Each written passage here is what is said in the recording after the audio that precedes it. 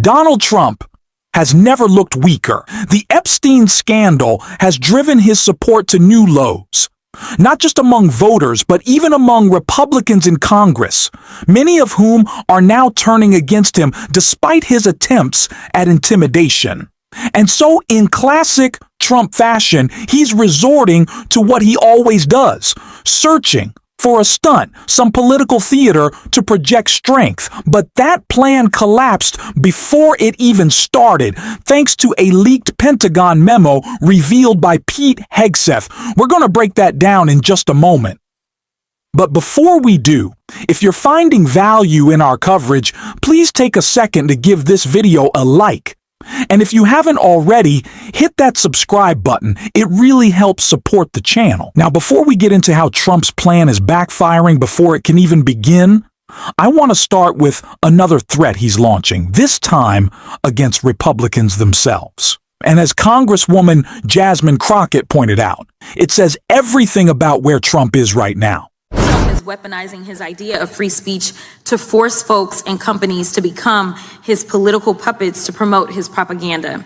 Trump and Republicans defunded NPR because they argued it was biased. Trump has removed books discussing racial discrimination at U.S. military academies, including the amazing Maya Angelou's autobiography, I Know Why the Caged Bird Sings. He's tried to strip funding to schools across the country if they don't remove materials that include discussions of racial discrimination or that promote diversity. And in order for the merger between Paramount and Skydance to happen, the FCC chairman and Republican-appointed commissioners required Skydance to establish a bias monitor. And in its FCC order noted reports, quote, concerning negative media coverage of the Trump administration. This is to say nothing of Trump pushing television networks to get rid of comedians and talk show hosts who criticize his administration, say like Mr. Colbert.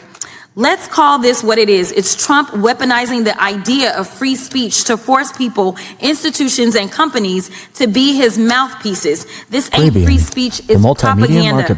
Meanwhile, my Republican colleagues are out here having a meltdown over the European bill, one that, by the way, includes provisions to fight child trafficking.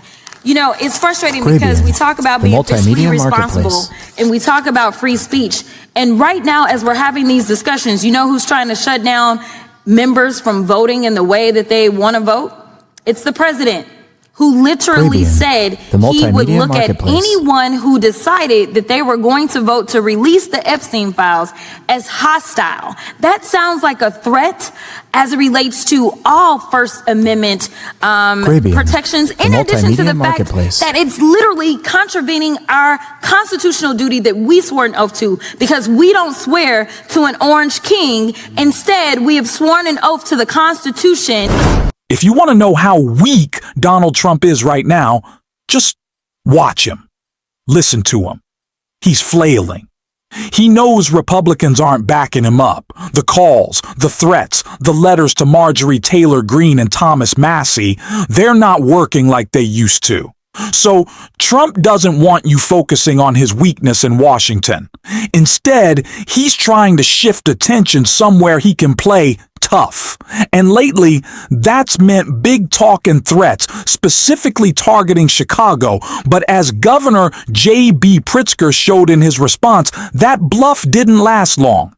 In fact, the entire plan just got blown up, thanks to a leaked memo revealed by Pete Hegseth.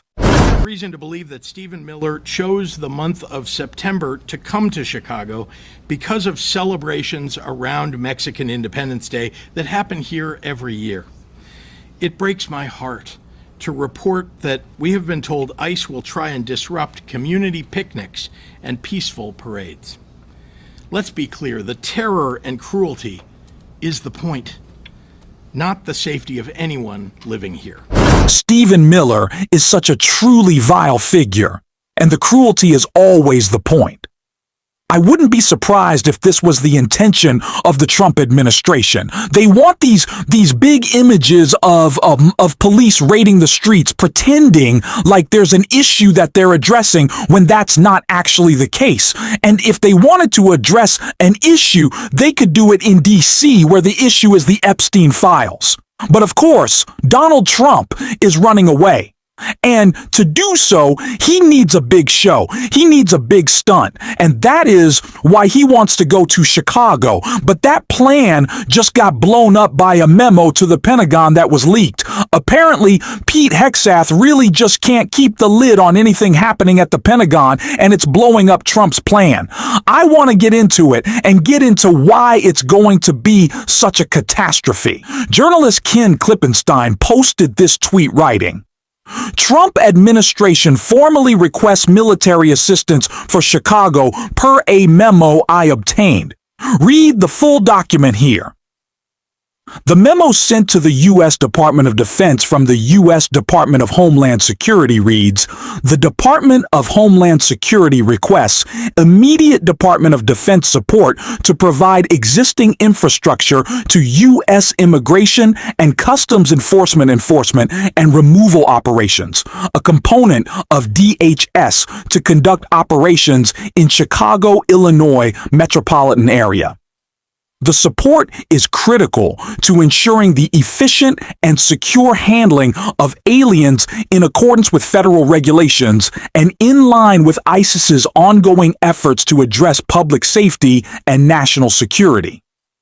It's important to point out that Donald Trump, along with Kristi Noem and Pete Hegseth, is trying to frame this so-called raid on Chicago differently than what they attempted in Los Angeles. Because in L.A., Trump already lost. Gavin Newsom beat him in court again. So now they're playing with the language, trying to repackage the same idea.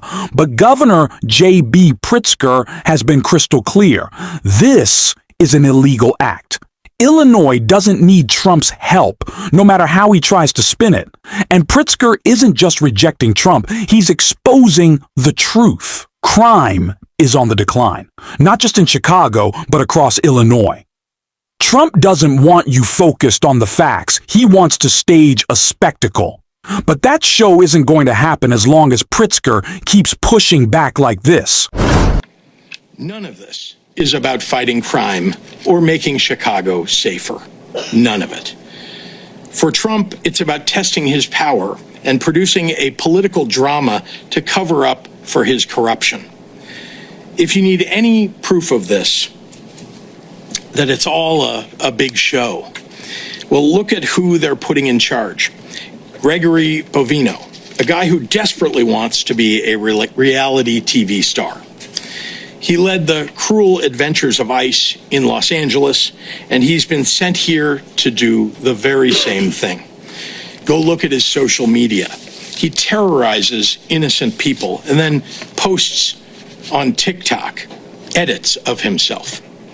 Apparently, this is a Trump administration norm, because the last time we saw staged major ICE raids in Chicago, they sent Dr. Phil here to embed with the agents so he could get views and likes for his social media. When Bovino pulled these stunts in LA, people got hurt. 2 innocent people died trying to flee his masked agents. ICE opened fire on a vehicle without dangerous provocation. They detained a disabled 15-year-old, drew their guns on him. They have ripped mothers away from their babies and handcuffed 10-year-olds. In Washington, they pulled over firefighters headed to fight an actual wildfire and detained 2 of the firefighters on duty in that effort. And they want to bring all of that to Chicago. During one of Bovino's raids, U.S. Customs and Border Patrol's own data indicated that their officers had no prior knowledge of criminal or immigration history for 77 of the 78 people arrested. Donald Trump doesn't care about solving crime. He doesn't care about long-term policy. What he wants is a spectacle, a cheap stunt to make himself look tough, to distract from Jeffrey Epstein, and to convince his base he's in control. That's all this is. There's no real plan, no real goal, no outcome beyond the illusion of strength. And that's why we have to crush this Republican narrative that they somehow care about crime or health or free speech. They don't. And today, on the issue of free speech, no one exposed that hypocrisy better than Jamie Raskin. Free speech, but they only want to protect speech they agree with.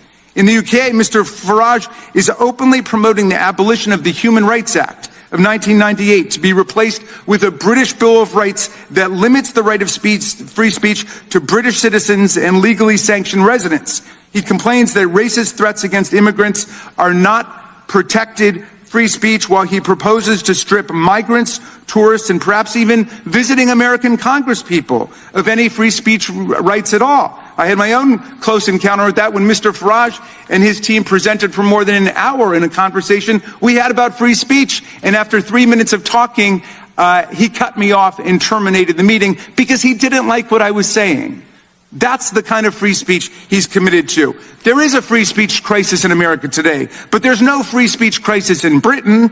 UK Prime Minister Keir Starmer has not shut down GB News, where Mr. Farage has his own show, just because Mr. Farage has used his airtime to call for banning peaceful protests that he disagrees with. No one has stopped him from going on Russian TV 17 times and saying also and repeating that the one world political leader he most admired was Vladimir Putin, even though Vladimir Putin is a war criminal and a dictator who has regularly interfered in other countries' democratic elections. No one has stopped Mr. Farage from parroting Putin's absurd talking points, like when Farage claimed that NATO, the US and Britain provoked this war in Ukraine. For a man who fashions himself as some kind of a free speech martyr, Mr. Farage seems most at home with the autocrats and dictators of the world who are crushing freedom on earth. Mr. Farage wants to get rid of the Online Safety Act in his country, a law shepherded by the Conservative Party and implemented by the Labour Party, which bans child pornography online, protects children from harmful content, forbids non-consensual pornography and other unlawful content. He should go and advance the positions he's taking here in Congress today in Parliament, which is meeting today. If Republicans want to elevate these issues, progressives can't just let them win. Don't give ground on crime, on immigration, on free speech. We have the better stance, and we should fight to make it more popular. Republicans don't care about crime. They don't care about safety. And they definitely don't care about free speech. This is the same Trump administration that locked up students simply for criticizing Israel. That's not freedom. That's a police state. And by the way, if you're a Republican like J.D. Vance or Stephen Miller and people don't want to be around you, that's not censorship. It just means you suck.